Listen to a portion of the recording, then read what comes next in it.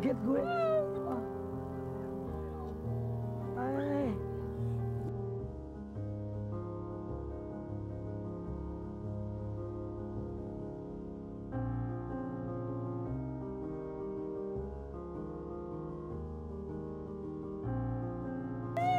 Hah?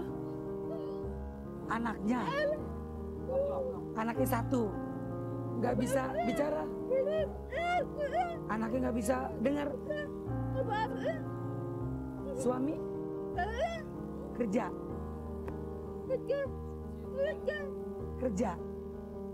Oke pemirsa, catatan Olga luar biasa, sangat mengagetkan buat Olga. Ternyata dia adalah salah satu target Olga yang Olga ingin cari. Ternyata dia tiba-tiba dia datang kemari. Saya juga nggak tahu dia habis dari mana. Tapi yang pasti luar biasa, senang banget Olga bisa ketemu target Olga secara mendadak. Ini membuat kebahagiaan Olga, yang pasti insya Allah Olga memberikan kebahagiaan buat Mbak yang sekarang sama Olga. Namanya siapa Mbak? S A N T I.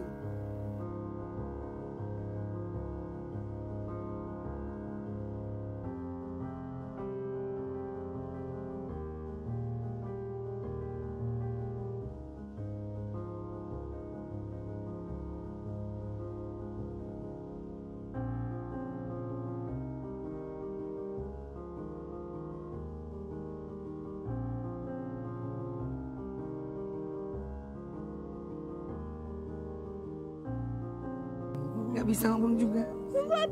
Apa? Ya Allah, suami juga gak bisa ngomong. Santi tinggal di mana? Di Kemayoran. Sama siapa tinggal di sana? Sama ibu. Ibu ada? Ada di rumah. Tahu jalan pulangnya Santi ke rumah? Mau nganter Olga ke rumah? Seneng Santi ketemu Olga?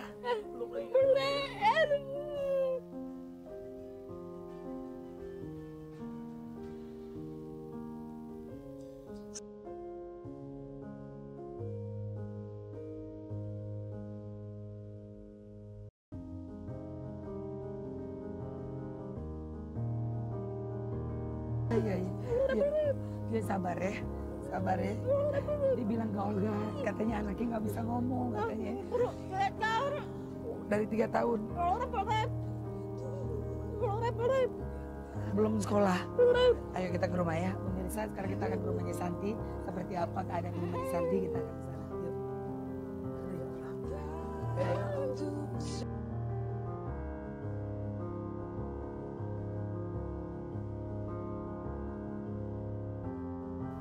Santi, wanita berusia 20 tahun ini sangat mengidolakan Olga. Meski ia tidak bisa bicara, namun hal itu tidak membuatnya rendah diri.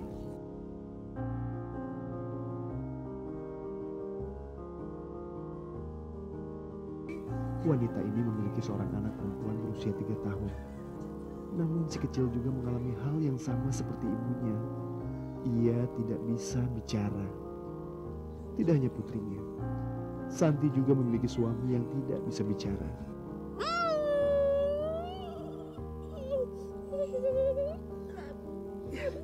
Iya. Dia sabar ya. Dibilang ke Olga, katanya anaknya nggak bisa ngomong katanya. Dari 3 tahun. Belum sekolah. Ayo kita ke rumah ya. Pemirsa, sekarang kita akan ke rumahnya Santi. Seperti apa keadaan rumahnya Santi, kita akan ke sana. Yuk.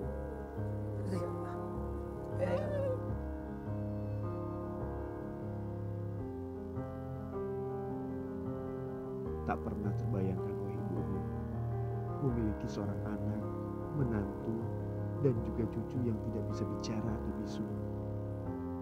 Saat itu Ibu Rum harus berkomunikasi dengan anaknya yang bisu. Dan kini Santi pun mengalami hal yang sama. Ia harus berkomunikasi dengan putrinya yang juga tidak bisa bicara. Ketegaran Ibu Rum dan Santi sangat luar biasa. Cinta dari orang-orang tersayang menguatkan hati mereka. Oke pemirsa, sekarang saya menuju ke rumah Santi. Olga pengen tahu seperti apa keadaan di rumah Santi. Kata di rumah Santi itu ada ibunya. Siapa namanya? A. Apa tuh? I, G, E, Agel. Agel nama anaknya. Nama ibunya siapa? Ibu, nama ibu. R, U, M, A, Umati, Rumati. Belok mana ini? Belok mana? Kanan, kiri? Kanan apa? Kiri.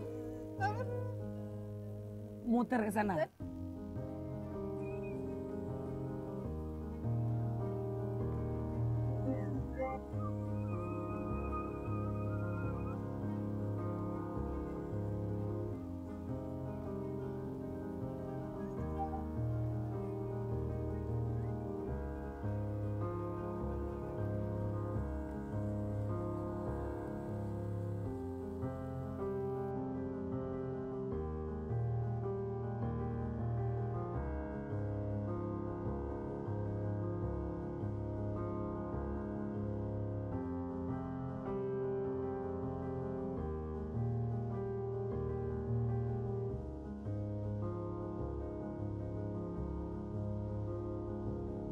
Oke pemirsa, sekarang saya sudah berada di daerah rumahnya Santi. Ini di daerah Kemayoran. Kemayoran, ya. Apa dia ngomong? Putar. Udah Santi udah nggak apa-apa, tenang. Iya, ntar ke rumah ya, tenang kamu ya. Oh pakai handphone dia. Oh dia nulis pakai SMS. Sebentar, tunggu sebentar Pak. Dia mau tahu apa nih? Oh Kemayoran lagi tulis. Oh Utara Panjang 3 Kemayoran. Ya udah kita kesana ya. Pemirsa catatan Olga, sekarang saya sudah berada di lokasi dekat rumahnya Ibu Santi. Di mana rumah? Rumah di mana? Di mana? Ya.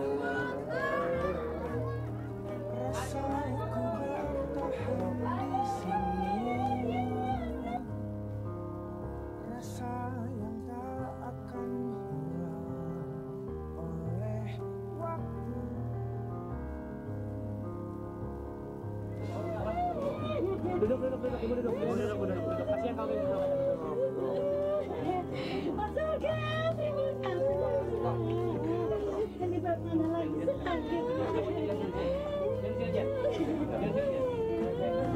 Bapak namanya siapa Pak? Bapak lagi sakit. Sakit apa Pak?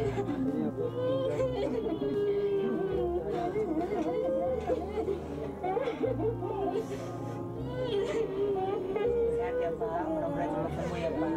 Kalau saya nangis tangannya begini. Gemeter ya Bu ya, pasti gemeteran. Saya juga kalau nangis terlalu senang, terlalu bahagia, saya pasti gemeteran. Aduh Mas, ya Allah. Ya Allah. Terima kasih.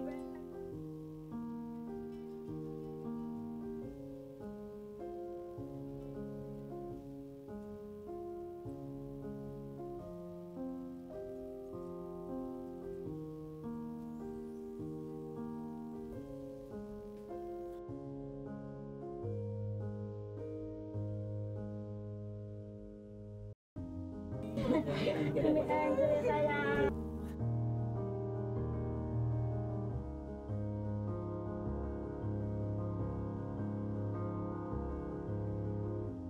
Ya Allah, gara-gara anak saya begini ya Mas. Saya berani ketemu Mas Olga ya Allah, emang saya begini ya Mas. Ini rumah kontrakan Ibu. Kontrakan. Oh, tinggal di sini berapa orang? Ya, Ini kadang-kadang nginep mertua, kadang di sini Mas berarti bareng-bareng. Ibu kerjanya apa? Sampai biasa Mas. Bapak kerjanya?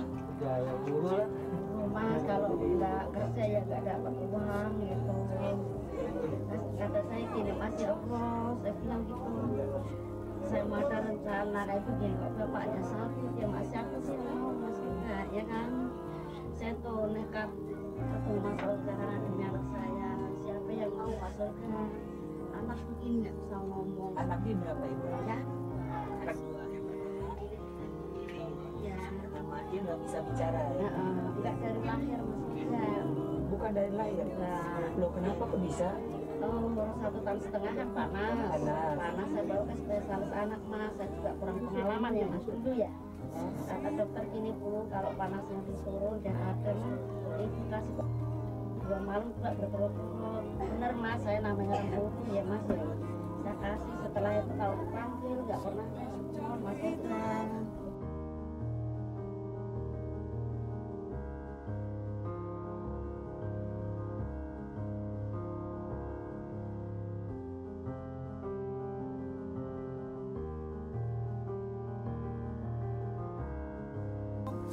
Tapi namanya SLP ya mas, namanya kurang ya. Kadang-kadang nulisnya itu kata-katanya masih bolak-balik. Terus akhirnya mas dia lulus SMP juga diasalin. Dapat jodoh suaminya sama, satu sekolahan mas, nggak bisa ngomong juga. Mikir saya biarin mungkin jodoh ya mas ya. Kalau punya anak ininya kurang juga pendengarannya mas. Ini baru bisa ngomong mbah-mbah aja lah. Belum bisa apa-apa saja siapa yang pengen kemarin sama 10 juta mas saya dari bawah kan nggak boleh ditentuin ya cuekin mas sakit hati saya Anaknya ini dicuekin. oh mas sama gurunya kok didiemin. Nah akhirnya kan namanya saya sebagai mbah mas ya saya negur Bu, terus saya kok kemarin bilang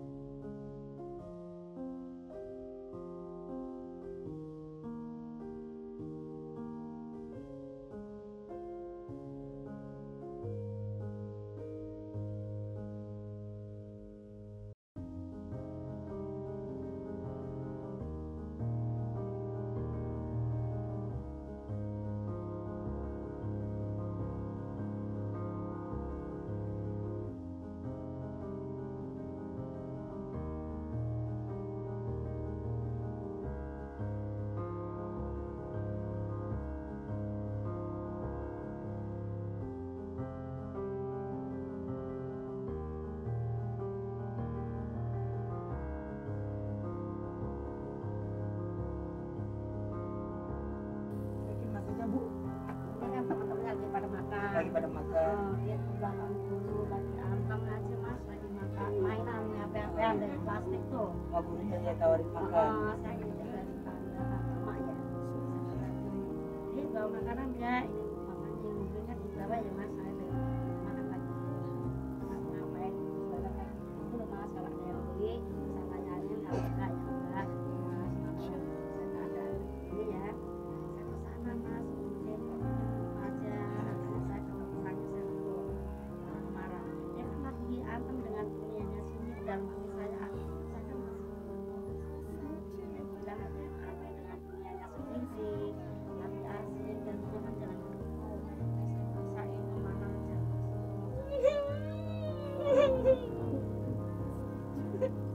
Tapi nggak bisa kalau ngeliat ibu nangis. Sedih.